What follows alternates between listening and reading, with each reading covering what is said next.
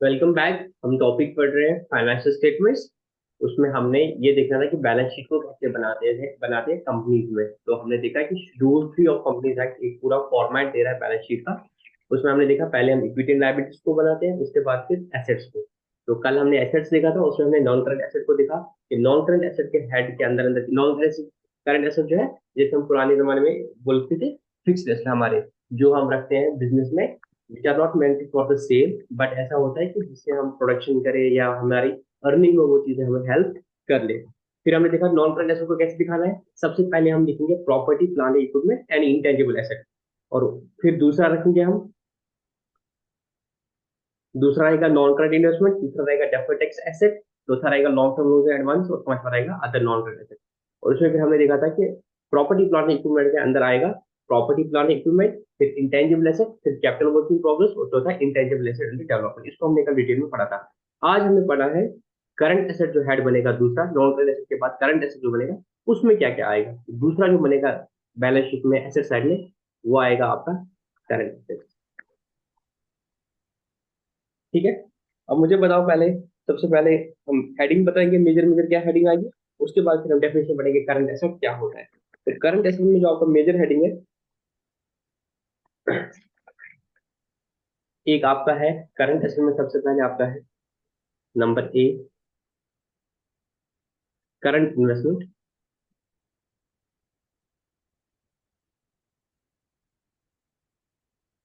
Number two आपका है inventory. ये आपको आहिस्ता आहिस्ता याद हो जाएगा। नंबर सी आपका आएगा ट्रेड रिसीवेबल।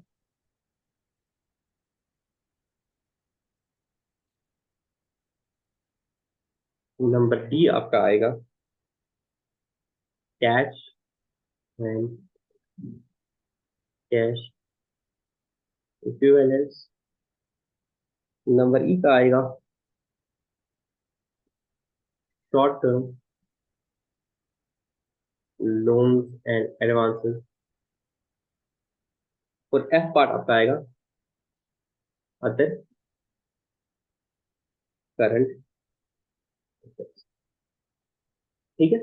तो करंट एसेट के अंदर ये 6 हेडिंग्स आपको रखनी पड़ेगी। एक, जो इन्वेस्टमेंट आपको करंट होंगी उनको आपने करंट इन्वेस्टमेंट दिखाना है। और जो इन्वेंट्रीज होंगी वो आपको इन्वेंट्रीज में दिखाना है, ट्रेड रिसीवेबल दिखाना है, कैश एंड कैश इक्विवेलेंट दिखाना है, short term loan other current. तो इन सबको हम डिटेल में पढ़ेंगे कि इसके अंदर क्या क्या आता है। सबसे पहले हम ये तो समझ लेंगे कि करंट एसेट क्या होता है। क्या आप में से कोई बताएगा करंट एसेट क्या होता है? हाँ सर, दोज एसेट्स जो जिनका बेनिफिट हमें विद इन द 1 ईयर है, करंट ईयर में ही या ऑपरेटिंग साइकिल के दौरान ही हमें उसके बेनिफिट्स मिलते हैं। हाँ, तो हमने पढ़ा था नॉन करंट वो होते हैं जो हम लॉन्ग टर्म पर्पज से रखते हैं, जो हमारी प्रोडक्शन में या अर्निंग अर्निंग में हमारे को हेल्प करते हैं। और करंट एसेट के लिए हम नॉर्मली ये रखते हैं जो भी हमारे रियलाइज हो जाएगा, जिसका बेनिफिट हमें रियलाइज हो गया, इसको हम कन्वर्ट करेंगे कैश में विद इन 1 ईयर। नॉर्मली हम उसको बोलते हैं करंट एसेट। बट जिस तरह से हमने करंट लाइबिलिटी की डेफिनेशन पढ़ी थी कंपनीज एक्ट के हिसाब से कि वो क्या बोलता है करंट लाइबिलिटी को, इसी तरीके से जरा हम यहाँ पे भी देखेंगे करंट एसेट के बारे में कंपनीज एक्ट क्या बोलता है और उस डेफिनेशन को समझने की कोशिश करेंगे। तो शेड्यूल 3 डेफिनेशन भी बोलता है करंट एसेट की। तो वो बोलता है एक एसेट को करंट एसेट माना जाएगा, an asset is class and current asset if the asset it meets any of the following criteria. अगर इनमें से कोई भी क्राइटेरिया फॉलो करता है वो चीज, तो आप उसको बोलोगे ये करंट एसेट है। उसमें पहला चीज क्या है, मैं ये पूरी डेफिनेशन लिखता हूँ, मुझे आपको एक एक चीज समझानी है। इट इज एक्सपेक्टेड, आपको करंट लाइबिलिटी याद होगा, करंट लाइबिलिटी का हमने ऐसे ही पढ़ा था। It is expected to be realise, it is expected to be realized in or intended for sale or consumption in the company's normal operating cycle। और या तो ये पूरी कंडीशन है, अगर इसमें कॉल कर गया वो चीज तो वो करंट एसेट कहलाएगा, या it is held for the purpose of being traded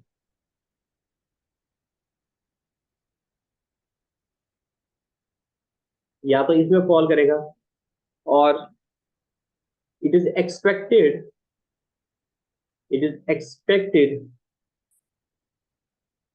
to be realized within 12 months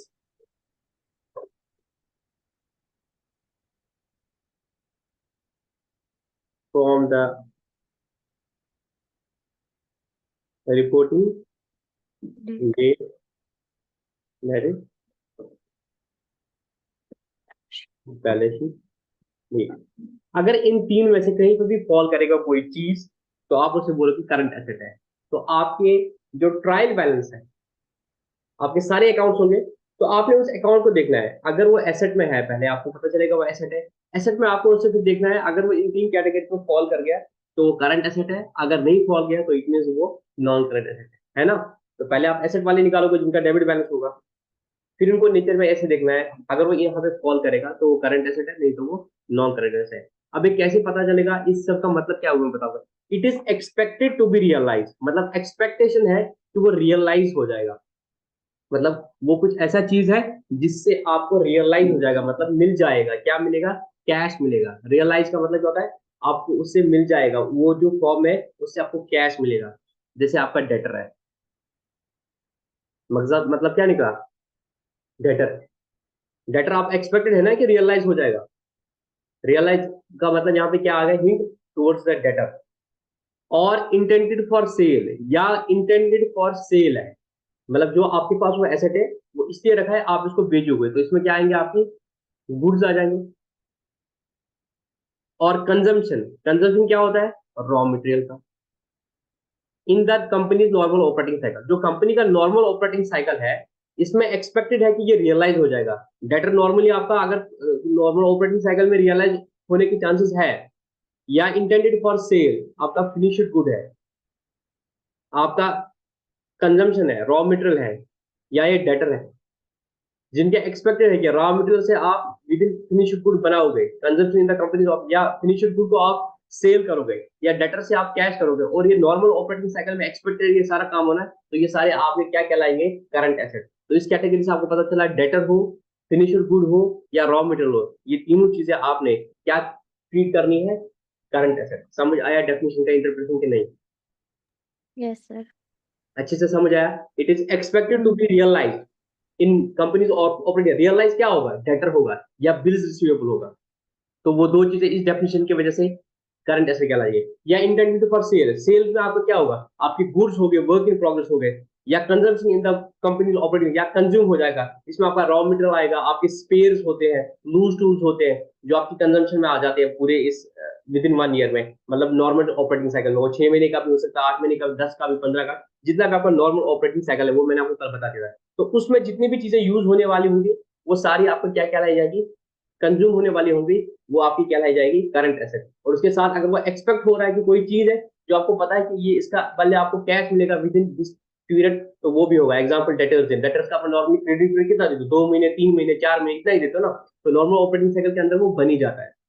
इसके बाद दूसरा एग्जाम्पल है, it is held for the purpose of being traded. आपका गरज है इसको ट्रेड करना, आपका पर्पज इसको लॉन्ग टर्म पर्पज से नहीं रखना। इसमें आपकी आ गई जो भी आपकी इन्वेस्टमेंट्स है, करंट इन्वेस्टमेंट्स, वो इन्वेस्टमेंट जो आपने इसलिए रखी है कि आप इनको बेचोगे, जो ही लगेगा कि प्रॉफिट होगा तो बेचोगे, तो ट्रेडिंग करोगे इन चीजों की, तो उसको क्या बोलोगे, it is held for the purpose of traded. वो इस वजह से वो करंट एसेट कहलाएगा। तो इसमें आपकी करंट इन्वेस्टमेंट आ जाएगी, जो इन्वेस्टमेंट आपने इस पर्पज से रखी है कि उनको जो ही लगेगा प्रॉफिट होगा तो बेचेंगे, लॉन्ग टर्म पर्पज से नहीं रखा है, ट्रेडिंग पर्पज से रखा है, तो वो इसमें आ जाएगी। या अगेन वहां पे ऑपरेटिंग साइकिल था, यहाँ पे 12 मंथ्स आ गया। नॉर्मली डेटर्स की बात होती है, कभी कभी डेटर्स ऐसे होते हैं जहाँ पे ज्यादा होगा, तो उसमें बंदिश है कि 12 महीने से अगर ज्यादा होगा तो वो आप फिर अदर नॉन करंट एसेट में दिखाओगे, यहाँ नहीं दिखाओगे।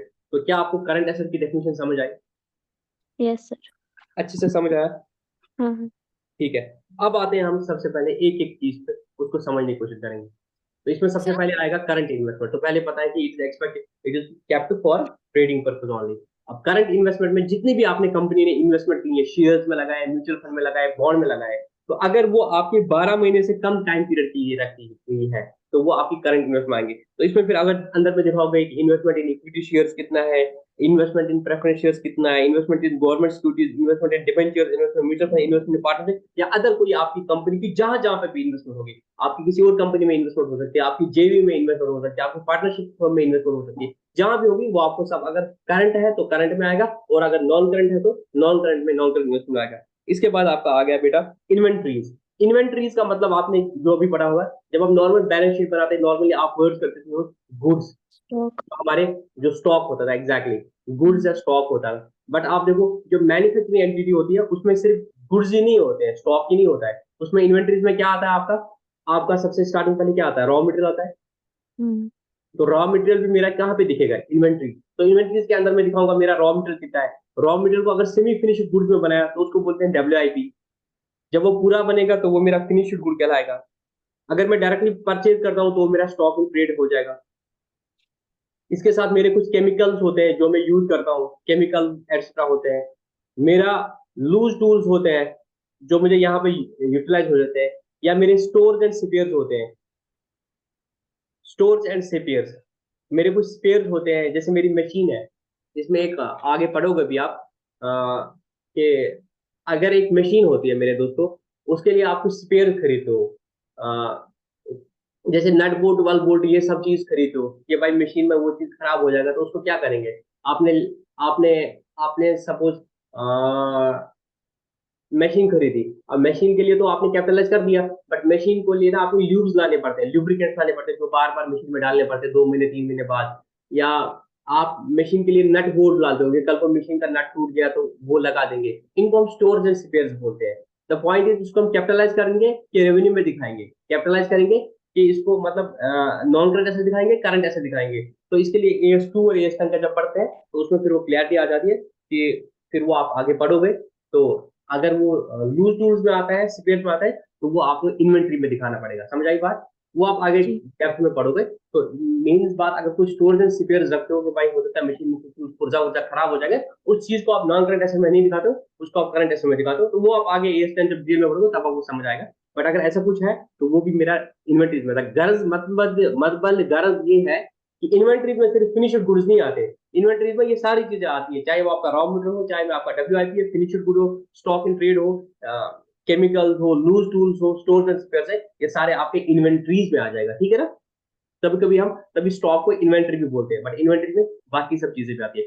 ट्रेड रिसीवेबल, कल मैंने आपको दिखाया था ट्रेड पेएबल। ट्रेड पेएबल में आपका क्रेडिटर आया था और बिल्स पेएबल आया था। तो ट्रेड रिसीवेबल में क्या आएगा, एक तो डेटर आएगा और दूसरा बिल्स रिसीवेबल। अगर आपने किसी से बिल लेनी है तो वो आपका बिल रिसीवेबल कहलाएगा। तो बिल्स रिसीवेबल हो या डेटर हो, दोनों कहां पे आएंगे बच्चों, ट्रेड रिसीवेबल में। उसके बाद है कैश इन कैश इक्विवेलेंट, या तो आपका कैश इन हैंड है या कैश इक्विवेलेंट है। कैश इन इक्विवेलेंट में आपका क्या आएगा, bank balance, balance with bank. उसके बाद कैश इन हैंड आपका आएगा, अगर आपके पास कुछ चेक्स है वो सारे आ जाएंगे, और अगर किसी और तरीका है वो भी आपका आएगा कैश इन कैश इक्विवेलेंट में।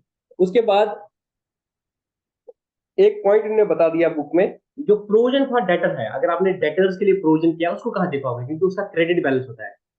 जो प्रोविजन फॉर डेटर होता है उसका क्रेडिट बैलेंस होता है, आपको भी पता ही है। Penal account debit provision for bad debt, उसको कहाँ दिखाओगे, तो उसके आपको दो विधि है, या तो शॉर्ट टर्म प्रोविजन में दिखा दो, या उसको बैलेंस शीट में एसेट साइड में जो नेट फिगर है डेटर्स की उसमें से लेस करके दिखा दो नेट डेटर्स, फिर वो नेट डेटर्स इधर आएगा। तो जो इसका नोट्स अकाउंट बनेगा उसमें आप बोलोगे डेटर इसमें less provision for bad date इतना है, तो नेट डेटर इतने है, तो नेट डेटर इतना है, BR इतना है, पूरा मिला के फिर ट्रेड रिसीवेबल में आएगा। तो प्रोविजन फॉर बैड डेट के आपके दो तरीके हैं, या तो वो एज शॉर्ट टर्म प्रोविजन दिखा दो, या यहाँ पे बैलेंस शीट में डेटर से लेस करके दिखा दो। समझ आई बात? बट डेटर से लेस करके कहाँ दिखाना है, नोट्स टू अकाउंट्स में दिखाना है, बैलेंस शीट के अंदर नहीं दिखाना है। बैलेंस शीट के अंदर सिर्फ ट्रेड रिसीवेबल नाम से कोई चीज आएगी। ठीक है? अब एक बार सब अपनी बुक में कैश एंड कैश इक्विवेलेंट पे आ जाओ, मुझे आपको कुछ समझाना है, थोड़ा थोड़ा मैं जस्ट बताता हूँ। आगे आप लोग सब कैश एंड कैश इक्विवेलेंट के बारे में, हम्म। तो इसमें सबसे पहले क्या लिखा है, बैलेंस विद बैंक। तो इसमें कोई डाउट नहीं है, ये तो समझ आया। भाई बैंक बैलेंस कितना है, हो सकता है मेरे पास दो तीन बैंक है तो दिखा दूंगा JK बैंक का बैलेंस इतना, उस बैंक का इतना, उस बैंक का इतना, टोटल मिला के कैश विद बैंक कितना है, कोई डाउट? ना। बी पार्ट दिखा रहा है चेक्स ड्रॉप्स ऑन हैंड, अगर आपको कोई DD आया है, चेक्स आया, that's as good as cash, तो उसको भी आप कैश एंड कैश इक्विवेलेंट में दिखाओगे, क्योंकि वो DD आप बैंक में जमा करोगे आपको कैश चेक पैसा मिलेगा, है ना? या चेक आपके पास हम्म। आया तो बैंक में डालोगे तो आपको पैसा मिलेगा, तो it's as good as cash. तीसरा कैश इन हैंड, इसमें कोई डाउट नहीं है। अगर कोई अदर है तो आप स्क्रीनशॉट बता दो, ये कोई इशू नहीं है। दूसरा देखो earmarked balance with bank, earmarked balance with bank, for example unpaid dividend shall be separately state. अगर आपका कोई earmarked balance with bank है, उसको आपने अलग से दिखाना पड़ेगा। क्या आपको ये समझ आया? इसका मतलब क्या है कि बाउंसर हो गया? जल्दी बताओ। अच्छा, वो वाला डिविडेंड वो हमने पढ़ा था ना, कॉम्युलेटिव प्रेफरेंस, वही है। नहीं नहीं नहीं, उसमें तो आप देते ही नहीं हो ना, वो तो बैंक में पड़ा नहीं है, बट बहुत नजदीक हो आप उससे। सर जो वाला डिविडेंड हमने पिछले सालों में नहीं दिया होगा ड्यू टू हमें प्रॉफिट नहीं होगा, जब हमें प्रॉफिट मिल गया प्रॉफिट ही वो नहीं था वही। तो हो सकता है हमारे पास पैसा ही नहीं हो। हाँ हाँ। ये कुछ और मतलब है, बैंक के पास है, बैंक में है ना हम्म बैलेंस, बैंक में बैलेंस है। अनपेड डिविडेंड क्या होता है? कंपनी ना एक दिन डिविडेंड अनाउंस करती है हम्म। कि हमने डिविडेंड अनाउंस कर दिया।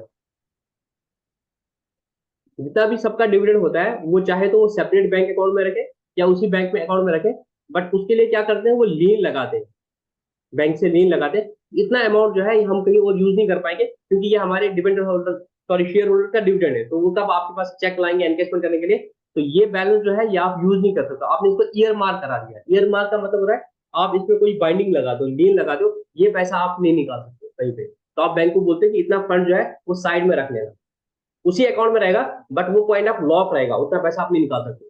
तो अगर आपका बैंक बैलेंस जो है, इसमें अगर कोई ऐसा पैसा है जो आपका जैसे अनपेड ड्यू है या किसी और वजह से आपने उसे ईयर मार्क करके रखा है, तो वो आपको अलग से दिखाना पड़ता है। तो आप बैलेंस विद बैंक अलग से देते हो, ईयर मार्केट बैलेंस अलग से दिखाओ, ताकि शेयर होल्डर को, इन्वेस्टर को, स्टेक होल्डर को पता चले कि कितना बैंक में इनका बैलेंस है जो वो यूज कर पाएंगे, और कितना बैंक में बैलेंस है जो वो यूज नहीं कर पाएंगे। आप बोलोगे हमारे बैंक में 5 करोड़ है, तो एक शेयर होल्डर को क्या लगेगा, उसको यार इनके पास बहुत पैसा है, फिर बोलोगे यार 5 करोड़ में से 4 ईयर मार्केट है, ये तो हम यूज ही नहीं कर पाएंगे, तो उससे डिसीजन चेंज हो सकता है ना। डिसीजन चेंज हो सकता है, नहीं हो सकता चेंज? जी सर। अगर हम बोलते हैं अभी मैं बैलेंस शीट में बोला मेरे पास 5 करोड़ है, बाद में पता चला कि यार कोर्ट केस की वजह से मेरे पास लियन लगा है 4 करोड़ का, वो मैं यूज ही नहीं कर पाऊंगा, तो जितने भी ईयर मार्केट विद बैंक होंगे वो मुझे अलग से दिखाने पड़ेंगे। समझ आई बात? जी सर। तो ईयर मार्केट मतलब होता है कि आपके ऊपर कोई लेन लगा हुआ बैंक बैलेंस में, वो आप यूज नहीं कर पाओगे कंपनी के नॉर्मल ऑपरेशन के लिए। एग्जांपल है, जैसे आपने डिविडेंड डिक्लेयर किया था बट अभी तक पे नहीं किया, उतना पैसा आप ब्लॉक कराओगे। वो सिर्फ बोलोगे कि जो डिविडेंड मांगेगा उसी को दे देना, अदरवाइज ये पैसा हम यूज नहीं करेंगे। पता चला कि आपने यहाँ से डिविडेंड दे दिया और बाद में सारा पैसा यूज कर लिया, भाई वो लोग डिविडेंड देने आए, बोले यार हम तो यूज कर दिए मुझे पैसा बिजनेस में। तो आप क्या करोगे, जितना आप डिविडेंड डिक्लेयर करते हो उतना पैसा आप ब्लॉक कराते हो अपने कंपनी का, ताकि वो पैसा जो है अल्टीमेटली शेयर होल्डर को मिल जाए। ऐसा नहीं पता चला कि आपने कोई प्लांट में मशीन खरीदा और बाद में पता चला डिविडेंड के लिए पैसा ही नहीं बचा। ठीक है, उसको ठीक बोलते है। हैं ईयर मार्केट बैलेंस। अब तीसरा चीज पढ़ो, balance with banks to the extent held as margin money. अगर आपके बैंक्स में कोई बैलेंस रखा हुआ है to the extent of held as margin money और security against the borrowings guarantees other things shall be disclosed separately. आप बोलोगे कि मेरे बैंक में बैलेंस है 5 करोड़, आपका बैंक बैलेंस है 5 crore, you are the accountant, तो आप बोलोगे सर वो जो पहला पॉइंट है बैलेंस विद बैंक उसमें दिखाएंगे 5 करोड़। नहीं, ऐसा नहीं करना है। अगर आपने कुछ मार्जिन मनी है या आपने कोई गारंटी दी है, उसके लिए कुछ पैसा जो है सिक्योरिटी डिपॉजिट है, वो बैंक के पास है, वो आपको अलग से दिखाना पड़ेगा। आप बोलोगे सर ये मार्जिन मनी क्या होता है, हमारे को कोई समझ नहीं आता है। किसको समझ आया मार्जिन मनी का मतलब क्या होता है? जल्दी जो बताओ, हम टाइम मत मॉर्टिगेज करो। रखते हैं, हाँ, मॉर्टिगेज, मॉर्टिगेज जो रखते हैं। एग्जाम्पल थोड़ा थोड़ा समझा दो और क्लियर करो। मतलब मैं ऐसा बता रहा हूँ कि मेरे बैंक में 5 करोड़ है, बट हम्म। इसमें कुछ पैसा मार्जिन मनी है, कुछ सिक्योरिटी अगेंस्ट गारंटी है, उसका मतलब क्या हो गया? सर जैसे कि हम कभी लोन लेते हैं ना, फिर उसके बदले हम रखते हैं ना कुछ मॉर्टिगेज उनको। बेटा हम मॉर्टिगेज तो क्या रखेंगे, हम तो बिल्डिंग के, मेरा बिल्डिंग के डॉक्यूमेंट रखेंगे, तो वो बैंक बैलेंस कहाँ हो गया? मैं बोल रहा हूँ मेरा बैंक में अकाउंट है, जेके बैंक में अकाउंट है, उसमें मेरा हम्म। बैलेंस दिख रहा है 5 करोड़, ठीक। तो आपकी गट फीलिंग आ रही है कि 5 करोड़ में दिखाऊंगा balance with bank, hmm. But आपका कंपनीज एक्ट रूल 3 बोल रहा है अगर बैलेंस विद बैंक है to the extent held as margin money, अगर इसमें से कुछ पैसा एज मार्जिन मनी है, क्या है? Margin money. मार्जिन। या समझना है ना, रट्टा तो नहीं लगाना है ना हम्म। दोस्तों। रट्टा लगाने हम बैठे नहीं है क्लास में, ना आप बैठे हो ना मैं बैठा हूं। तो पॉइंट इज जो चीज लिखी है थ्योरी उसको समझना है, वो क्या है। मैंने आपको तभी बोला था कल आप होमवर्क पढ़ के आना, हो सकता है मेरे से कोई चीज छूटी होगी क्योंकि मेरे पास टाइम बहुत कम होता है।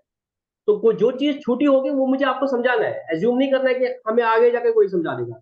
आज पहली क्लास है, आज ये चीज आ गई तो यहाँ ही किल करना है। वेट मत करो कि आज नितिन सर ने नहीं पढ़ाया इस चीज को, इसका मतलब क्या है सीए इंटर में पढ़ेंगे, नहीं। तब क्या पता, तब वो पढ़ा देंगे जो चीज मेरे बुक में आ रही है, I am bound to tell you. अगर मेरे से छूट रहा है तो आप रिवीजन साथ साथ में करते रहो और मुझे पूछो कि सर ये चीज हमें मतलब समझ नहीं आया। एज्यूम मत करो आगे समझ आएगा, आगे कुछ समझ नहीं आएगा, क्योंकि आगे आगे वाला समझना है ना, तो फिर एक्यूमुलेट हो जाएगा, फिर हालत खराब हो जाएगी। तो जो भी चीज आपको नई टर्म समझ आ रही है, कुछ भी आ रही है, मतलब समझ नहीं आ रहा है, नई चीज आ रही है, मुझसे पूछो। तभी हम यहाँ पे आ रहे हैं, तो इस चीज को मैंने तभी बोला कि आप बुक से देखो। ऐसा नहीं है रट्टा ला के कि भाई क्या करंट एसेट जो बचा ना उसमें डाल दो, नहीं, एक एक वर्ड का मतलब समझ लो। आप चार्टर्ड अकाउंटेंट बनने वाले हो, आपको एक एक वर्ड का मतलब पता होगा। कल आपको बैलेंस शीट बनानी है कंपनी की, सोल प्रॉपर्टी की और पार्टनरशिप की, तो बैलेंस शीट आसान है, कंपनी की बैलेंस शीट बनाने में हालत खराब होती है।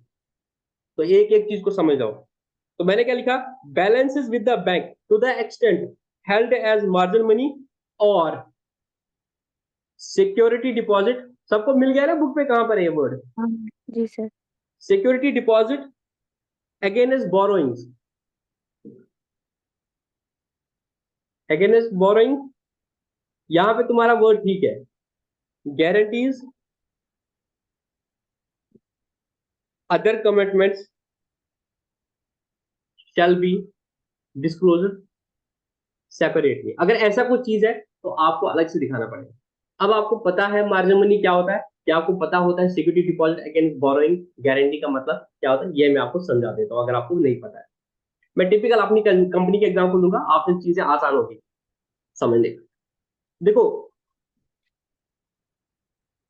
There is a person in USA and I am a dealer in India. मेरी कंपनी है इंडिया में, ठीक है ना, हम्म। इंडियन ऑयल है। यहाँ पे एक पार्टी है, एबीसी आईएनसी करके, अमेरिकन कंपनी है, ठीक है। हम्म। अच्छे से समझना इस बात को। मेरे को एक मशीनरी लानी है जो यही बनाता है खाली। अच्छा। तो मैं क्या करता हूँ, इसको परचेज ऑर्डर प्लेस करता हूँ। क्या प्लेस करता हूँ? Purchase order. Purchase order place करता हूँ कि मुझे आप ये मशीनरी दे दो। और इस मशीनरी की जो कॉस्ट है वो है $1 मिलियन। कितनी है? $1 बिलियन। 1 मिलियन को था वो, 10 लाख, दस हम्म। लाख डॉलर। डॉलर से पता क्या होता है वो? $1 का कितना रेट चल रहा है अभी? 87 है ये। 85 टू 87 जितना भी होगा, ठीक है ना। एक्चुअली 85 नहीं, 87 नहीं होगा, 82 83 होगा, ठीक है ना, 82 टू 83 होगा। तो इतने $1 मिलियन का है, तो मोटा मोटी ये 8.5 करोड़ की है, मशीन है।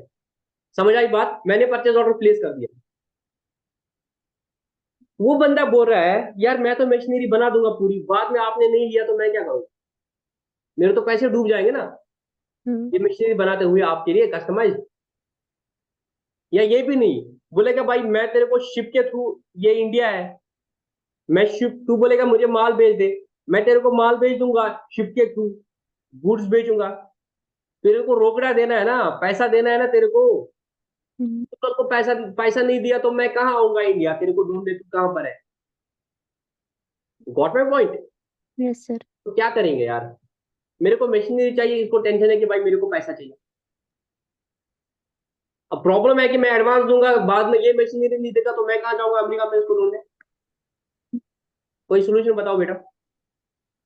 सर जैसे हम करते हैं ना, मतलब क्या ये जैसे कश्मीर में भी होता है। बेटे आपकी मतलब आवाज थोड़ी सी कम आ रही है, थोड़ा सा जोर से बोलो। सर थोड़ा मतलब कुछ पैसे देते हैं, सारा नहीं देते हैं, हाफ भी नहीं देते, हाफ से कम देते हैं एडवांस में। कितने पैसे दोगे? $1 मिलियन है, कितना पैसा दोगे? सर नियर अबाउट हम अक्सर देते हैं 10%। 10% देंगे? आपकी टेंशन है, ये 10% लेके भाग गया, हम्म। 10% डूब गया आपका। कोई और सोल्यूशन बता दो, सोचो सर सोचो जल्दी कुछ सोचो। केसेस सर कुछ केस में लेते हैं ना, फिर इन्वॉल्व करते हैं ना बैंक्स को भी। हाँ, बैंक को इन्वॉल्व किया, ठीक है। बताओ बताओ मुझे पूरा सोल्यूशन बताओ, मुझे आधा सोल्यूशन मत बताओ, बैंक को इन्वॉल्व कर दिया। बैंक वहां क्या पे करेगा, लाया बीच में बैंक को, लाया मैंने इधर, इधर एक बैंक है, मैं उसके पास गया, उसका नाम है एसबीआई। शायद चलो वहां एसबीआई पे को इन्वॉल्व कर दिया। LOU जो देते हैं ना वहां पे, letter of understanding. Letter of understanding, हाँ वो क्या होता है? सर, वो एक डॉक्यूमेंट होता है कि जिसमें हम गारंटी देते हैं कि अगर ये बायर आपका फेल हो गया पैसे देने में, तो हम इसके बिहाफ पे आपको पैसे देंगे, लेकिन उसके कौन लिए कौन जो है। गारंटी देता है, कौन गारंटी देता है? बैंक एसबीआई देता है। एसबीआई वो मुझे नहीं पता कि, लेकिन मैंने इतना पढ़ा था कि वहां पे हमारा बैंक जो होता है वो देता है गारंटी कि हम आपको पैसे देंगे, वो लेकिन इसको उसके इसको गारंटी देता है कि भाई अगर तेरे को इंडियन ऑयल कल को माल नहीं देगा, सॉरी इंडियन हम्म ऑयल तेरे को पैसा नहीं देगा तो मैं तेरे को हम्म पैसा दूंगा, ठीक। हाँ, लेकिन उसके लिए जो है ना वो इंडियन ऑयल से भी कुछ मॉर्टगेज लेती है, इंडियन सिक्योरिटी ऑयल खुद से के भी लिए। वो कुछ मार्जिन मनी लेगी, या कुछ हाँ हाँ सिक्योरिटी हाँ डिपॉजिट लेगी, या मार्जिन मनी हाँ लेगी। जी। अच्छा, इंडियन ऑयल कैसे एंश्योर हो जाएगा कि भाई ये बंदा डॉक्यूमेंट गुड्स दे देगा? वो भी अपना बैंक की फिर बीच में होता है ना, ये बैंक को करते हैं ना हायर, फिर वहां पे बैंक तो नहीं भागेगा, वही तो इंसान तो जा सकता है उधर, लेकिन बैंक तो वहीं मतलब पे आप है बोलो ना। यहाँ पे भी एक बैंक होगा, जो बैंक दो दो बैंक्स के बीच में होगा। यहाँ पे एसबीआई है, यहाँ पे रखूंगा मैं एचएसबीसी न्यूयॉर्क। हाँ, यहाँ पे इनकी तो जो ये होगी ना। एसबीआई न्यूयॉर्क, एसबीआई इंडिया, और यहाँ पे हम्म एचएसबीसी न्यूयॉर्क है। तो हम्म एसबीआई न्यूयॉर्क इसको बोलेगा एचएसबीसी न्यूयॉर्क को कि भाई तेरा बंदा अगर इसको माल दे देगा हम्म तो मैं तेरे को पैसा दे दूंगा। हम्म तो बहुत हद तक तुमने सही बोला, तो I will give you 10 out of 10, because आपने रेंडम में कभी पढ़ा होगा, तो इतने बाद में अगर आपको इतना याद है तो ठीक है। Now I will tell you ये मैकेनिज्म कैसे चलता है, ठीक है। हम्म बहुत हद तक सही बोला तुमने। तो अब मैं जो बोलूंगा अब तुम बेटा कभी नहीं भूलोगे भूलोगे, बिकॉज आपने इसको थ्योरी पढ़ा होगा, किसी टीचर से नहीं पढ़ा होगा अभी तक। ना। आज पढ़ोगे तो कभी याद भूल नहीं जाओगे। बट आपने कंसेप्ट बहुत सही बोला। ये इंडिया है, हम्म ये अमेरिका होगा, समथिंग लाइक दैट कहीं पे, ठीक है ना। ये यूएसए है, ये इंडिया है, यहाँ पे आईओसीएल है, यहाँ पे ये एबीसी आईएनसी है। सबसे पहला स्टेप क्या हो गया, इसने इसको परचेज ऑर्डर दे दिया। क्या दे दिया? परचेज और। परचेज ऑर्डर दे दिया कि $1 मिलियन का मुझे ये बना के दे दो, मशीनरी बना के दे दो। ये बंदा बोलता है भाई अगर इसको भरोसा होगा इंडियन ऑयल पे तो ऐसे ही बना देगा, अगर भरोसा नहीं होगा तो बोलेगा भाई मेरे को तुम ना अपना बैंक से एक गारंटी दे दो। तो ये उसको बोलते हैं लेटर ऑफ क्रेडिट। क्या बोलते हैं? लेटर ऑफ बाय क्रेडिट बोलते क्रेडिट भी हैं, बोलते हैं ना शायद। और शॉर्ट में आपको उसको एलसी बोलते हैं, ठीक है, हम्म लेटर ऑफ क्रेडिट दे दो। तो मैं एसबीआई के पास गया, एसबीआई को बोलता हूँ कि यार मैंने ना इसको परचेज ऑर्डर प्लेस कर दिया था कि ये मेरे को इस टाइम में ये दे देगा, माल दे देगा। तो वो ना उसको भरोसा नहीं है मेरे पे, तो तुम दे दो ना मेरे बल्ले गारंटी। यार तू बड़ा बैंक है, एसबीआई है, तेरी ब्रांच उधर भी होगी जो भी होगी, तो तेरे को तो भरोसा करेगा ये। तो बोलता ठीक है, मैं तेरे नाम पे एलसी देता हूँ। Now how this things work, जो हम लेटर ऑफ क्रेडिट इशू करते हैं उसमें बैंक उसको बोलता है कि भाई Indian Oil is the applicant, you are the beneficiary. अब यहाँ पे भी क्या करता है, एसबीआई जो है इससे डायरेक्टली बात नहीं करता है। यहाँ पे एक बैंक आता है, इसको बोलते तू अपना बैंक बोलते, तेरा बैंक कौन है। सपोज इसने बोला मेरा बैंक एचएसबीसी न्यूयॉर्क है, यहाँ पे मेरा एसबीआई है न्यू दिल्ली। तो एसबीआई न्यू दिल्ली और एचएसबीसी बैंक आपस में बात करते हैं, इनके बीच में स्विफ्ट कम्युनिकेशन होता है, उसको बोलते हैं स्विफ्ट। जिस रूट के थ्रू इनका कम्युनिकेशन, हम मेल के थ्रू कम्युनिकेशन करते हैं, फोन पे करते हैं, ऐसे बैंक स्विफ्ट के थ्रू कम्युनिकेशन होते हैं। तो ये इसे एलसी इशू करके देता है। क्या देता है? एलसी देता है in favour of ABC to HSBC bank, इसको एडवाइजिंग बैंक बोलते हैं। तो उसको बोलता है अगर तेरा ये क्लाइंट, अब देखो दोनों चीजें हैं, एसबीआई को इंडियन ऑयल को भी बचाना है, वेंडर को भी बचाना है, तो ये गारंटी कैसे देता है? ये उसको बोलता है कि तुम्हारा वेंडर क्या करेगा, वेंडर इसको माल भेजेगा। क्या भेजेगा? इसको हाँ गुड्स भेजेगा थ्रू शिप, जो भी इसका टर्म होगा, गुड्स इसको भेजेगा। अब गुड्स की जो है इंडियन ऑयल को डायरेक्टली नहीं मिलेगा। इंडियन ऑयल को गुड्स लेने के लिए एक डॉक्यूमेंट चाहिए होता है। जैसे हम इंडिया में भी कभी कुछ बेचते हैं, तो अगर आप, मैंने किसी को कश्मीर माल भेजा, तो कश्मीर में कोई भी बंदा थोड़ी जाएगा कि ये माल मेरा है, तो ट्रक वाला कैसे देगा? उसके लिए होता है बिल्टी। क्या होता है? बिल्टी होता है, यहाँ पे कंसेप्ट है। और यहाँ पे जो होता है बिल ऑफ लेडिंग होता है। क्या होता है? बिल ऑफ लेडिंग होता है, और इनवाइस होता है, और बाकी डॉक्यूमेंट होते हैं। तो ये एसबीआई बोलता है ये जो ओरिजिनल इनवाइस है और बिल ऑफ लेडिंग है, जिसके बेसिस पे यहाँ पे कोर्ट पे कोई बंदा माल छुड़ा सकता है, वो तुम मुझे दे देना। क्या बोलता है? वो तुम मुझे दे देना, मैं तेरे को पेमेंट दे देता हूँ। तो इसके बैंक को बोलता है कि तुम इससे डॉक्यूमेंट लेके मुझे दे देना, मैं तुम्हें पेमेंट दूंगा। तो ये क्या करता है, यहाँ से माल भेज दिया इंडिया शिप के थ्रू, यहाँ से ये जितने भी डॉक्यूमेंट्स है जिसके बेस पे यहाँ पे गुड्स मिल सकते हैं, वो अपने बैंक को देता है। उसका बैंक एसबीआई को बोलता है ले भाई ये वो डॉक्यूमेंट्स है जो तुमने एलसी में मांगे थे, ये लोगे डॉक्यूमेंट्स, अब मुझे तुम पेमेंट करो।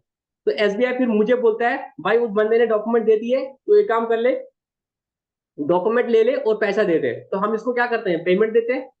ये आके इसको पेमेंट देता है, इससे डॉक्यूमेंट लेते हैं, अपने नाम पे उसको एंडोर्स करता है, ये उसमें ठप्पा वो बैंक के नाम पे होते हैं, क्योंकि कल को अगर इंडियन ऑयल पैसा नहीं देगा, बैंक को देना पड़ेगा पैसा। उस केस में बैंक क्या करेगा, गुड्स अपने नाम के होंगे, उसके बैंक के नाम के होंगे, और बैंक उनको क्लियर करके बेच देगा मार्केट में, अपना पैसा खुद रियलाइज करेगा। और फिर ये क्या करता है एसबीआई, वो डॉक्यूमेंट्स मेरे नाम पे एंडोर्स करके मुझे देता है, मैं इसको पैसा देता हूँ और मैं कोर्ट ऑफिस में जाके माल ले लेता हूँ, मैं भी खुश, वेंडर भी खुश। ठीक है। अब इसमें क्या होता है, एसबीआई को एक टेंशन है कि भाई कल को इंडियन ऑयल मुझे पैसा नहीं देगा तो मेरा तो डूब जाएगा ना पैसा, क्योंकि जो गुड्स मैं लू भी लूंगा, हो सकता है मुझे वो पूरा पैसा नहीं आएगा उसके अगेंस्ट में। तो एसबीआई क्या करता है, मेरे से मार्जिन मनी लेता है, बोलता है अगर तुम $1 मिलियन का एलसी खोल रहे हो तो एटलीस्ट जो है $2 लाख तुम मेरे अकाउंट में डाल दो, इतना इतना रुपीज तुम मेरे अकाउंट में डाल दो, या अगर तुम्हारा मेरे पास अकाउंट है तो इतने पैसे का मैं तुम्हारा क्या करूंगा, लियन लगा के रखूंगा, वो मैं मार्जिन मनी रखूंगा, वो मैं तुम्हें निकालने नहीं दूंगा। तो उसने मार्जिन मनी कर दिया ना, या आपने बैंक में इतना पैसा खुद से डिपॉजिट कर दिया। अब आप बोलोगे एसबीआई के पास $2 लाख के तुरंत पैसा है, सपोज आपने एसबीआई को 2 करोड़ रुपए दिया एलसी खोलने के लिए, वो 2 करोड़ रुपया आपका बड़ा बचा है एसबीआई के पास, जब तक ये पूरी एलसी क्लोज नहीं होगी, तो वो 2 करोड़ आपका बैंक बैंक के बैलेंस है। बट क्योंकि ये आपका बैलेंस विद बैंक है टुवर्ड्स द मार्जिन मनी, ये आपको अलग से दिखाना पड़ेगा, बिकॉज ये आप कहीं पे और यूज नहीं कर सकते हो, इसलिए आपको अलग से दिखाना पड़ेगा। सिमिलरली कभी कभी क्या होता है, आप किसी पार्टी को एडवांस देते हो, या कहीं पे आपको कोई बोलता है कि भाई मुझे आप गारंटी दे दो, बैंक गारंटी दे दो, ये तो एलसी होती है, एलसी भी एक तरह लेटर ऑफ क्रेडिट होती है, ये बैंक गारंटी इसको नहीं बोलते, बट बैक एंड पे बैंक गारंटी है। किसी और जगह पे हम क्या बोलते हैं, जैसे ये वेंडर है, मैं उसको बोलता हूँ कि भाई तेरा माल खराब नहीं होगा 2 साल तक, तेरे को वारंटी देनी है ना, तूने जो माल दिया उसको 2 साल की तेरे को वारंटी देनी है, बट तूने अभी सारा पैसा ले लिया, बाद में माल खराब हो गया तो मैं क्या करूंगा, तो हम इसको बोलते हैं तू 10% की हमें guarantee they they, performance bank guarantee.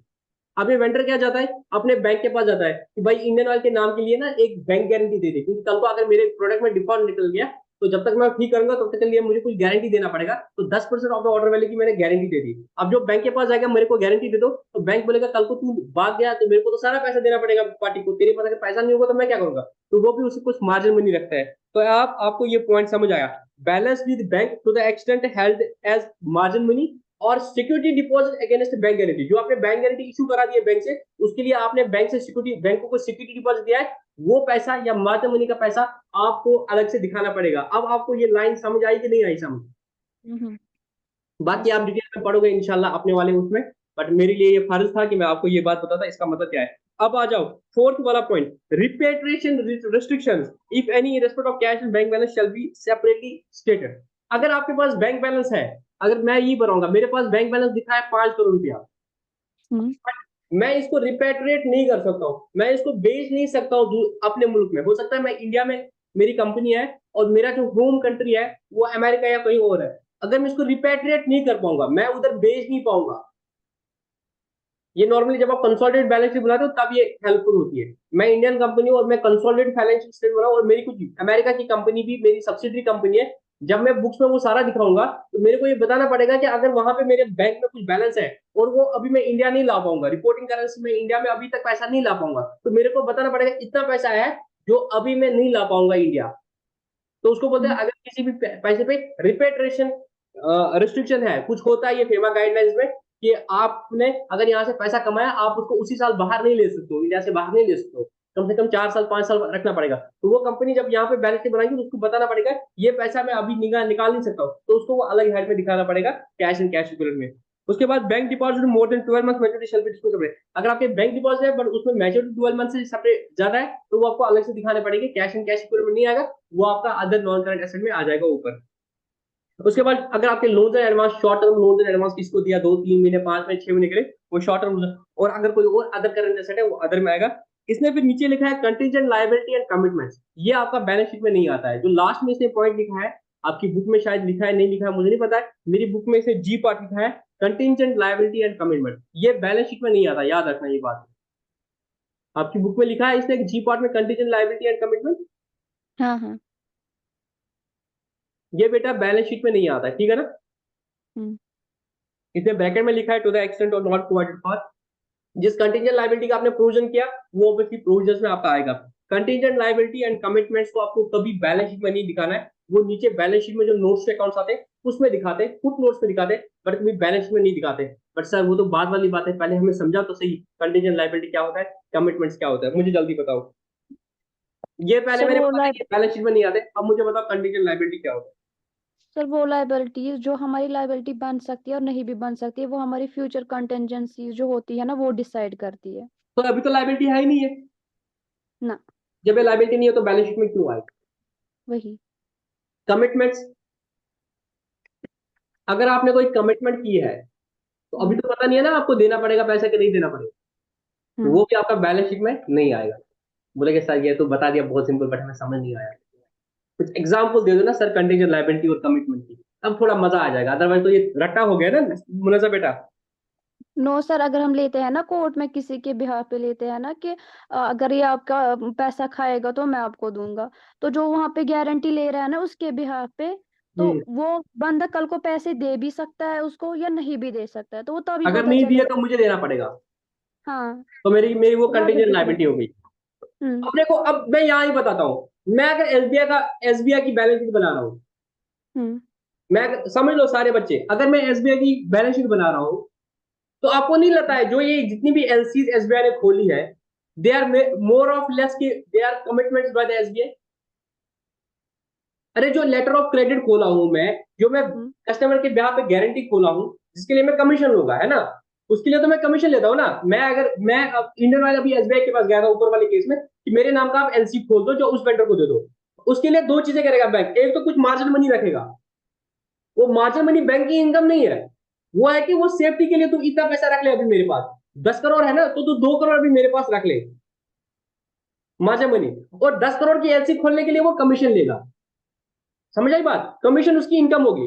But उस कमीशन इनकम को अर्न करने के लिए इसके पास इसने क्या किया है, 10 करोड़ तक की गारंटी दे दी है। तो आपको हम्म। नहीं लगता इसका एक्सपोजर 8 करोड़ रुपया है? कल को अगर इंडियन ऑयल पैसा नहीं देगा तो इसकी 8 करोड़ की कंटीजेंट लायबिलिटी बन सकती है। हाँ।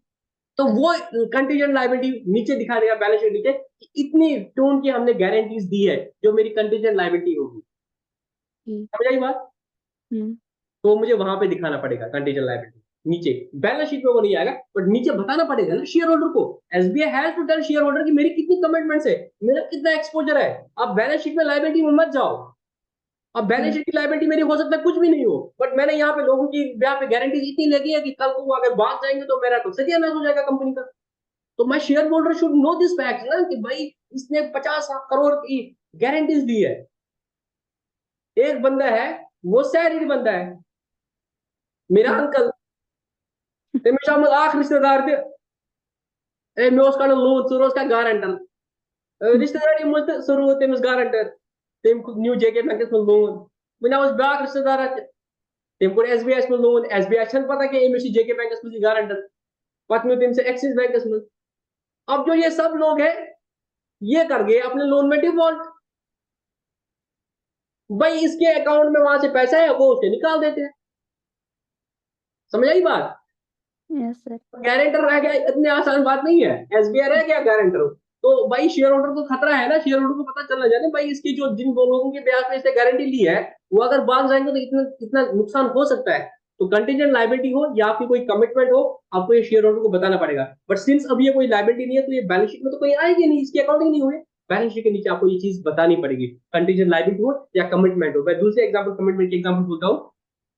सपोज मैंने ये कॉन्ट्रैक्ट ले लिया, ठीक है ना, मैंने कोई कॉन्ट्रैक्ट ले लिया, मैंने एनएचए का कॉन्ट्रैक्ट ले लिया, ठीक है ना, कि हम रोड बनाएंगे यहाँ तक। तो उसमें हमारा एक पेनल्टी क्लॉज होता है कि अगर मैं इस रोड को नहीं बनाऊंगा 3 साल के अंदर अंदर तो मुझे गवर्नमेंट ऑफ इंडिया को 10 करोड़ की पेनल्टी देनी पड़ेगी। तो this is the commitment from me, so I will have to tell my shareholder हमने इतने कॉन्ट्रैक्ट्स लिए, इसके चक्कर में अगर हम उसको फुलफिल नहीं कर पाएंगे इतना पेनल्टीज लग सकता है। तो कमिटमेंट्स के बारे में मुझे बताना पड़ेगा अपने शेयर होल्डर को, ताकि उसको पता चले कि कल को कितना वो नुकसान हो सकता है। वो पता चला कि वो मैंने रोजी पिक्चर दिखा दी बैलेंस शीट में, वो लगा लिया पैसा, बाद में पता चला कि हमारे सारा पैसा तो उधर देना पड़ेगा पेनल्टीज में। You need to disclose all the information, because हमने जो पहला एज होता है accounting disclosure of accounting policies, उसमें बोलता बताइए आपने क्या क्या किया ना वो डिस्क्लोज कर दो।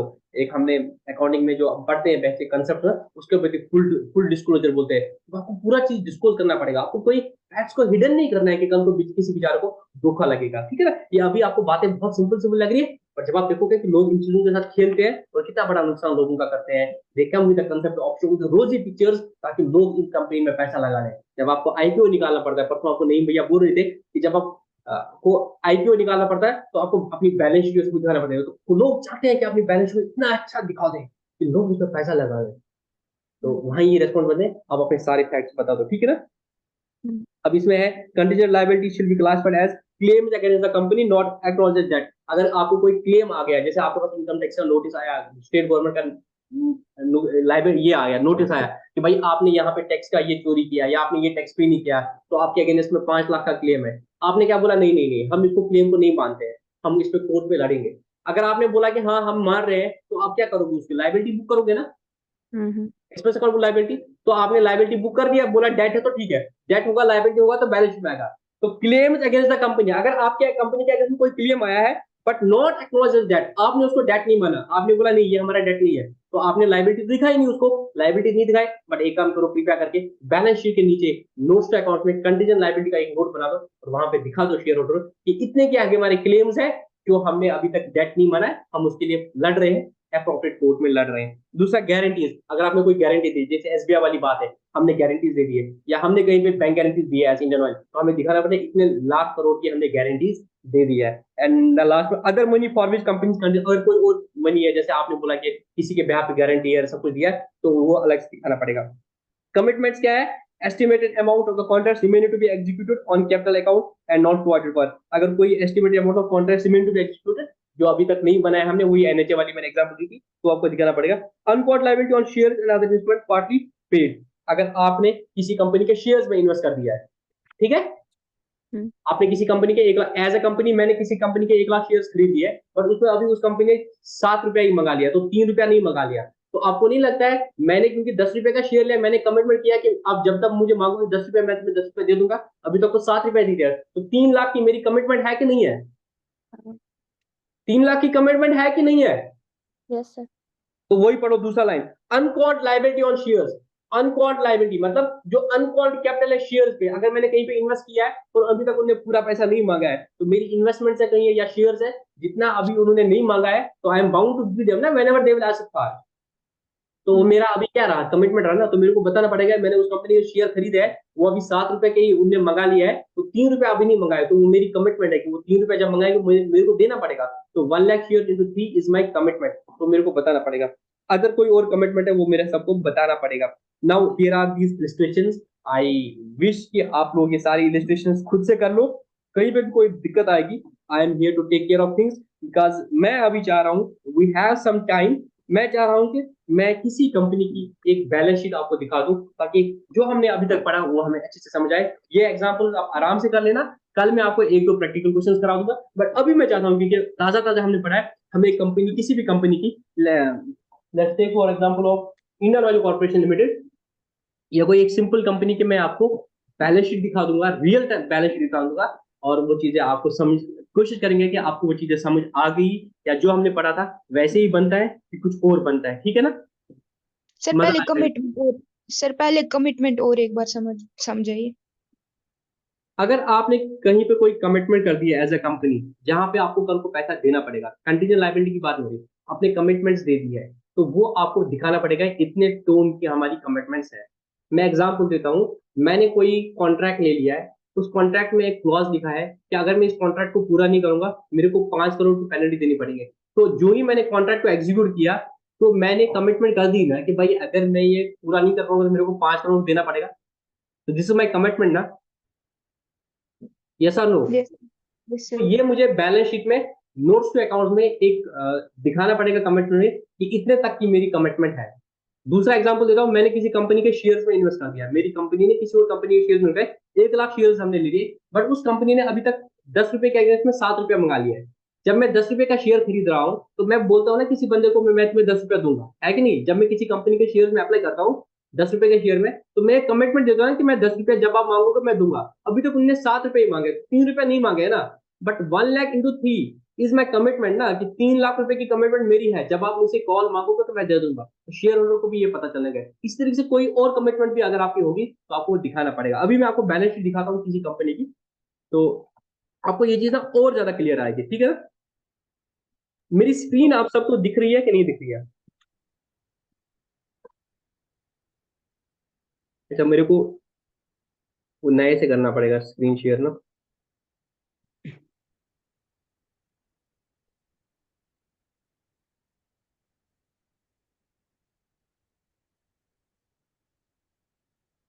अब आपको कुछ दिखा?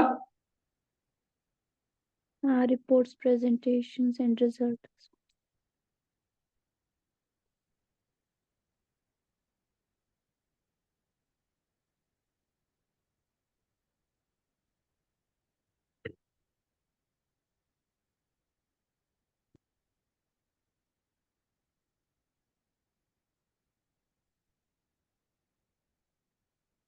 ये इंडेक्स के बनाते हैं तो थोड़ा सा डिफरेंट हो सकता है आपको समझना, पर मोटा मोटी आपको थोड़ा समझ आएगा। अभी हमारे पास टाइम नहीं है, मैं वो सिंपल बैलेंस शीट देख लूँ, बट अभी इतना तो पढ़ लिया कि आप बहुत हद तक समझ पाओगे रिलायंस की बैलेंस शीट। रिलायंस इंडिया की सबसे बड़ी कंपनी है, तो जब आप बड़ी कंपनी की बैलेंस शीट समझ पाओगे तो आप छोटी कंपनी की बना भी सकते हो, ठीक है ना।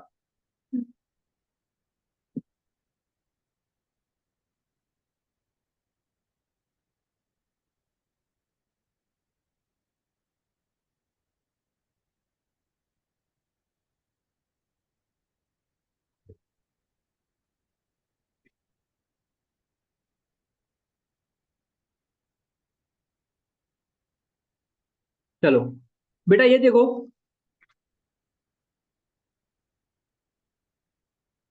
26। ये थोड़ा सा चेंज होगा क्योंकि ये अभी क्या बना रहे हैं, ये बैलेंस शीट इसमें एनुअल रिपोर्ट में आ रहा है, बट मोटा मोटी आप देखोगे वैसे ही आ रहा है, ठीक है ना। हम्म। मोटा मोटी वैसे आ रहा है क्योंकि अभी एनुअल रिपोर्ट है, एनुअल रिपोर्ट में पूरा बैलेंस शीट फॉर्म में नहीं बना रहे हैं, तो वही तो बैक एंड पे कहीं पे अलग से बनेगी तो वो भी मिल जाएगी। फिर भी आप देखोगे इक्विटी एंड लायबिलिटीज, क्योंकि इंडिया में बना रहे हो थोड़ा सा डिफरेंट होता है, बट मोटा मोटी ऐसे ही बनते हैं। ये आपका इक्विटी एंड लायबिलिटीज में इक्विटी के अंदर इक्विटी शेयर कैपिटल आया और अदर हाँ। इक्विटी आया। अदर इक्विटी का मतलब क्या है, रिजर्व सरप्लस आया, ठीक है ना। तो मैं कल कोशिश करूंगा किसी और कंपनी की दिखा दूंगा। ये इंडेक्स के हिसाब से बना रहे हो तो हो सकता है थोड़ी सी चेंज हो इंडेक्स में फॉर्मेट में, बट नॉर्मली ऐसे ही रहता है। ये इक्विटी एंड लायबिलिटीज आया, उसके बाद लायबिलिटीज में आपका नॉन करंट लायबिलिटी आया और करंट लायबिलिटी आया, और ये ऐसे दिखा रहे हैं नॉन करंट लायबिलिटीज में फाइनेंशियल लायबिलिटीज दिखा रहे हैं, और फिर प्रोविजन दिखा रहे हैं जो आपकी लॉन्ग टर्म प्रोविजन होगा, और डेफर्ड टैक्स लायबिलिटी होगा, और अदर नॉन करंट लायबिलिटी होगा। और करंट लायबिलिटीज भी मुझे पता है इनकी फाइनेंशियल लायबिलिटीज कितनी है, इसमें बोरोइंग कितनी है, लीज पेबल लीज लायबिलिटी जो आपकी है लॉन्ग शॉर्ट टर्म इतनी है, लॉन्ग टर्म लीज लायबिलिटीज ऊपर आएगी, शॉर्ट टर्म लीज लायबिलिटीज नीचे आ जाएंगे, और ट्रेड पेबल से है वो आपने अलग से दिखा दिया, अदर करंट लायबिलिटीज और प्रोविजन। उसके बाद फिर एसेट साइड में आपके पहले दिखाया प्रॉपर्टी प्लांट इक्विपमेंट आपका नॉन करंट एसेट में, हम्म। उसके बाद आपने इंटेंजिबल एसेट दिखाया, उसके कैपिटल बाद आपने work. Capital work in progress दिखाया, और इंटेंजिबल एसेट डेवलपमेंट दिखाया। फिर आपने दिखाया जो आपकी अदर लॉन्ग टर्म एसेट्स थे नॉन करंट इन्वेस्टमेंट करके, वो इन्हें बोला मेरी फाइनेंशियल एसेट कितने हैं, मेरी इन्वेस्टमेंट कितनी है, लोन्स कितने हैं, वो कितने हैं। तो ये मुझे लगता है इंडेक्स के चक्कर में या इन्हें एनुअल रिपोर्ट बनाई तभी ऐसे दिखा दिया, क्योंकि ये पूरा बैलेंस शीट के फॉर्मूले है, पर मोटा मोटी आपको वैसे ही मिलेगा। फिर करंट एसेट में इन्हें दिखा दी इन्वेंट्रीज कितनी है, इन्वेस्टमेंट कितनी है, ट्रेड रिसीवेबल कितना है, कैश एंड कैश फ्लो कितना है, लोन्स कितना है, अदर फाइनेंस एसेट कितना है, और अदर करंट एसेट कितना है। अब मैं आपको दूसरा चीज दिखाऊंगा, इनके जो नोट्स के अकाउंट्स होंगे उससे भी और क्लैरिटी आपको मिल जाएगी। जो शेयर कैपिटल में इन्होंने बोला कि इक्विटी शेयर कैपिटल हमारी पहले इतनी थी, ये इतनी थी। अदर इक्विटी में इन्होंने रिजर्व सरप्लस बोला कि मेरा कैपिटल रिजर्व कितना है, सिक्योरिटीज पे रिजर्व कितना है, डिबेंचर रिजर्व कितना है, शेयर बेस्ड रिजर्व कितना है, जनरल रिजर्व या रिटेन अर्निंग कितना, वो इतना बता दिया, ठीक है ना। उसके बाद इन्होंने कैश फ्लो स्टेटमेंट बना दिया, नोट्स टू अकाउंट्स बना दिया।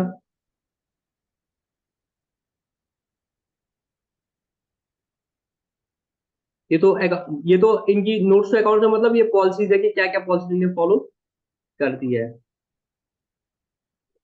अब देखो नोट्स पे अकाउंट्स में इन्हें जो प्रॉपर्टी प्लांट है इक्विपमेंट है इंटेंजिबल एसेट है कैपिटल उसकी सारी वो बना दी। प्रॉपर्टी प्लांट है इक्विपमेंट है, इनके एसेट्स कौन से, लैंड कितना है, बिल्डिंग कितना है, प्लांट मशीनरी कितना है, इलेक्ट्रॉनिक्स इक्विपमेंट कितना है, ठीक है ना। इसमें आपके एसेट दो तरह के थे, एक वो एसेट जो आपके ओन एसेट है, दूसरा वो आपके रियल एसेट नहीं है बट आपको राइट ऑफ यूज है, मेजॉरिटी के लिए आपको फाइनेंशियल लीज है, तो वो आप कॉरेस्पॉन्डिंग एसेट दिखाते हो, ये आपको आगे समझ आएगा। इंटेंजिबल एसेट ने बोला टेक्निकल नो हो कितना, सॉफ्टवेयर कितना, डेवलपमेंट रेट कितना है, वो आपने यहाँ पे बता दिया, ठीक है ना। कैपिटल वर्क इन प्रोग्रेस बता दिया, intangible asset under development, project in progress, project temporary suspended, ये आपने बता दिया जितने मेरे प्रोजेक्ट्स इन प्रोसेस है, ठीक है ना। जब ये पूरा बनेगा प्रोजेक्ट तो ये आपका इंटेंजिबल एसेट में आएगा, ठीक है ना। इन्वेस्टमेंट आपने दिखा दी, नॉन करंट कितनी है, करंट कितनी है। अब मेरे को ये देखो सारी इन्वेस्टमेंट जो आपकी कहीं की है वो आपने पूरी दिखा दी, मेरे पास कितनी इन्वेस्टमेंट है वो आपको सारे नोट्स पे अकाउंट में बताने पड़ेंगे, ठीक है ना। अब मेरे को आपको वो जो अभी हमने पढ़ा था कंटेंजेंट लायबिलिटी और investment current, cash and cash equivalent आपने दिखा दिया, ठीक है ना। बैलेंस विद बैंक्स आपने दिखा दिया। अब देखो बेटा इधर स्टार डाल दिया ना, ये देखो बैंक स्टार डाल दिया, बैलेंस विद बैंक हम्म 56794 करोड़। इधर क्या बोला, स्टार डाल के क्या बोला, नीचे पढ़ो, इसमें क्या है, अनक्लेम्ड डिविडेंड ऑफ 187 करोड़। तो इसमें जो है 187 अनक्लेम्ड डिविडेंड है, तो शेयर होल्डर को पता चला ना कि 187 करोड़ किसी और का पैसा है, वो मैं यूज नहीं कर पाऊंगा। और इसमें से इतना पैसा है जिसकी मैच्योरिटी मोर देन 12 मंथ्स है, तो वो भी मैंने अलग से दिया। तो मैंने गलत बोला था कि वो आपको नॉन करंट में दिखाना है, वो आप करंट में ही दिखा दो, कैश इन कैश हो जाए, बट क्योंकि मैच्योरिटी उसकी 12 महीने से ज्यादा है, वो आपको अलग से बताना पड़ेगा। फिक्स्ड डिपॉजिट जो मैंने गिवन एज कोलेटरल सिक्योरिटी है, वो भी आपको अलग से बताना पड़ेगा, ठीक है। ये अदर फाइनेंशियल एसेट्स आपके आए, टैक्सेशन वाला आ गया।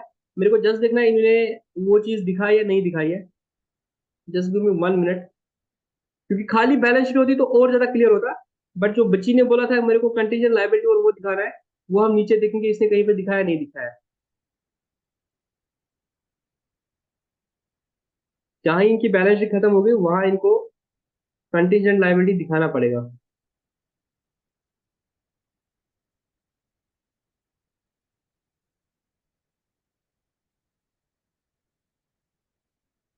खाली बैलेंस शीट होते ना तो और मजा आता। मैं एक आध दिन में कोशिश करूंगा उसको अलग से निकालने के, आपको ना बताने का।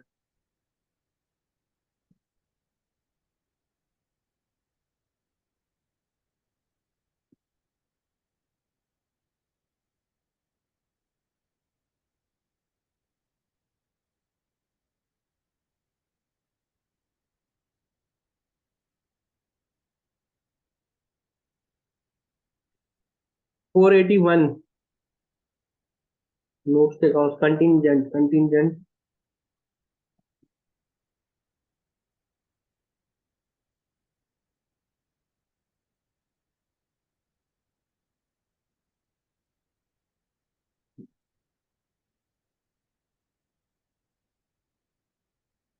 ये देखो इन्होंने नीचे दिखा दिया कंटीजेंट लायबिलिटीज, है ना। तो ये कहीं बैलेंस शीट में नहीं आता है, नोट्स अकाउंट में आता है, कंटीजेंट लायबिलिटी कम मिलने से। तो इसमें इन्होंने बोला कंटीजेंट लायबिलिटी क्या है, claims against the company not acknowledged debt in respect of JVs के अगेंस्ट में हमारी इतनी कंटीजेंट लायबिलिटी है, अदर्स में इतनी है।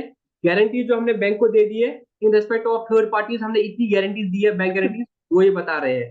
आउटस्टैंडिंग परफॉर्मेंस बैंक गारंटीज हमने इतनी दी है, आउटस्टैंडिंग गारंटीज हमने इतनी दी है, कमिटमेंट्स हमने इतनी दी है इन respect of the contracts execute on capital account non for इतनी, और अदर कमिटमेंट्स हमारी इतनी है। ये सारा आपने बताना पड़ता है, ठीक है।